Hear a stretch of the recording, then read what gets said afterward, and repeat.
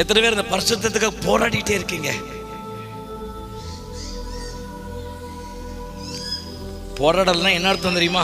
செத்து போன மீன் மாதிரி. ஒரு செத்து போன மீன் கிட்டாக எதிர்த்து வர தண்ணியில எல்லாம் போராட தெரியாது. நதியோட நதி என்ன செஞ்சிடும்? பரிசுத்தமா நிக்காத எல்லா தேவ பிள்ளைகளும் செத்து போனதுக்கு சமானமாய் நின்று கொண்டிருக்கிறோம். அது எரியுது. ரெண்டாவது, நீ எரியணும்னா முதல்ல இந்த பரிசுத்த அழைப்புக்கு முதல்ல பங்காளர் நீ மாறணும். ஆமீன் சொல்லுங்களேன். ஒரு நாள் என்னுடைய வாழ்க்கையில என் பரிசுத்தத்துக்கு நான் பங்காளனாய், என் வெளிப்பாடுக்கு நான் பங்காளனாய், என் உத்தமத்தை காத்து கொண்ட காலம் உண்டு பிரதர். ஆனா சூழ்நிலை நிமித்தமாய், ஏதோ ஒரு வார்த்தை நிமித்தமாய் என் பரிசுத்தம் உடைந்திருக்கிறது. ஏதோ ஒரு செயல்பாடு நிமித்தமாய் என் பரிசுத்தம் உடைந்திருக்கிறது. ஏதோ ஒரு பேச்சு நிமித்தமாய் என் பரிசுத்தம் உடைந்திருக்கிறது. ஏதோ ஒரு பார்வை நிமித்தமாய் என் பரிசுத்தம் உடைந்திருக்கிறது.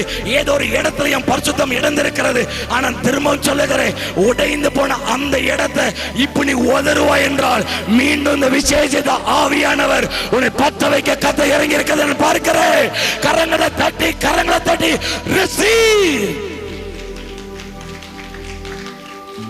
அந்த இடத்தை உதறிட்டு ஓடுறான் யோசேப்பு. உதறதான். அரண்மனையில வேண்டாம், நான் ஜெயில இருந்த கூட பரவாயில்ல, எனக்கு என் பரிசுத்தம் முக்கியம். ஆமீன் சொல்லுங்களேன். அரண்மனையில வேணா நீங்க வாழாம இருக்கலாம், ஆனா பரிசுத்தமா வாழுகிறதுனால எந்த அரண்மனைக்கு கர்த்தனை கொண்டு போக கர்த்தர் வல்லமை உள்ளவர். எப்படிப்பட்ட அரண்மனையில தலையை உயர்த்த கர்த்தர் வல்லமை உள்ளவர்.